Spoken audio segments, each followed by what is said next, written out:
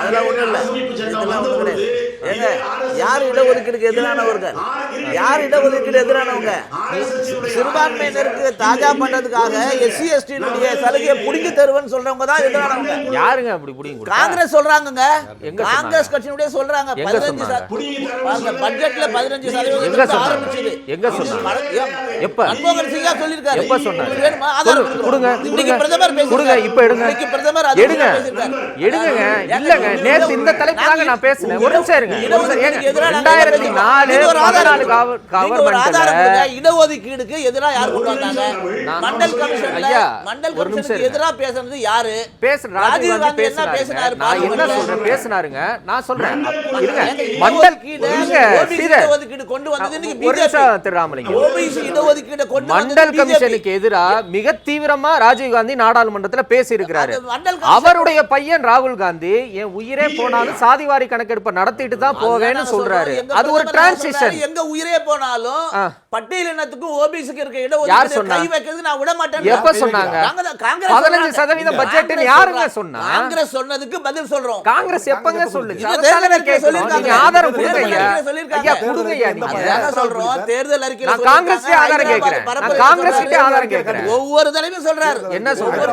ஹைதராபாத்ல சொல்லும்போது பட்ஜெட்ல 15% இடஒதுக்கீடு சிறுபான்மையினருக்குன்னு சொல்லி இருக்காருல்ல. மன்மோகன் சிங் எங்க சொன்னாரு? அந்த டேட்டோட அவர் சொன்ன இடத்தை சொல்லுங்க. அப்படியே இப்ப டெலிகாஸ்ட் அப்படியே டெலிகாஸ்ட் பாருங்க. அது முளையிலேயே கிள்ளி எறியப்பட்டது பிஜேபியினுடைய எதிர்ப்பு. அது இன்னைக்கு மோடி கூட அது விஷயமா பேசிருக்காருங்க. நாசிக்ல பேசினாருங்க. அதுதாங்க முந்தானேத்து பேசினாரு. அதெல்லாம் நீங்க கண்டுக்காம விட்டு சாய்ஸ்ல விட்டுருவீங்க. நான் என்ன சொல்றேன், இடஒதுக்கீடு பத்தி அது தம்பி கூட சொன்னாரு. இடஒதுக்கீடு பத்தி இவங்க வந்து யோகி ஆதித்யநாத் எங்க இடஒதுக்கீட்டுக்காக ஒவ்வொரு தடவையும் வந்து குரல் கொடுக்கிறது மட்டுமல்ல, அவர்களுடைய 10 ஆண்டுகளுக்கு எக்ஸ்டெண்ட் பண்ணிருக்கோம். நாங்க எங்களுடைய தேர்தல் அறிக்கை சொல்றோம். யாராலும் எடுக்க முடியாதுன்னு சொல்லியிருக்கோம். பிரதமர் சொல்லியிருக்காரு. 2020ல 10 வருஷத்துக்கு எக்ஸ்டெண்ட் பண்ணிருக்கோம். ஒண்ணு இல்லங்க, நான் கேக்குறேங்க. ஒண்ணு இல்ல, போன 2 வருஷத்துக்கு முன்பா மருத்துவ மேற்படிப்புக்கான இடஒதுக்கீடு தமிழ்நாட்டில் இருக்கக்கூடிய இந்த தமிழ்நாட்டு சினாரியோ எடுத்துப்போமே, தமிழ்நாட்டில் இருக்கக்கூடிய எல்லா கட்சிகளும், அது எதிரணியில் இருக்கிறவங்க இல்லை ஒரே அணியில் இருக்கிறவங்க எல்லாரும் உயர்நீதிமன்றத்துக்கு போனாங்க. அங்கே உயர்நீதிமன்றத்துக்கு போகாத ஒரே கட்சி பாஜக. இன்னொன்று சொல்கிறேன், மத்திய பாஜக அரசு மருத்துவ மேற்படிப்பில் பிற்படுத்தப்பட்ட இடஒதுக்கீட்டை இங்கே அமல்படுத்த முடியாது. ஏன்னா மருத்துவ படிப்பு என்பது தகுதியின் அடிப்படையில் கொடுக்கணும், இடஒதுக்கீடு அடிப்படையில் கொடுக்க கூடாதுன்னு அபிடவிட் தாக்கல் பண்ணாங்க. பாஜக அரசு தானே அது.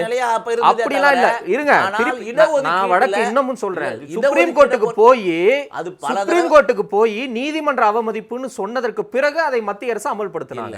சரியா? தவறான தகவல். ஒரே ஒரு விஷயம் சொல்றேன். இடஒதுக்கீடு குறித்து வந்து ஆரம்பத்திலிருந்து இடஒதுக்கீடு நிச்சயம் வேணும், அது ஒடுங்கப்பட்ட மக்களுக்கும் ஓபிசி மக்களுக்குமான உரிமைன்னு சொல்றது பாரதிய ஜனதா கட்சி. அதுதான் திரும்ப திரும்ப நீங்க சொல்றீங்க. அவர் கேக்குறாரு. ஓகே.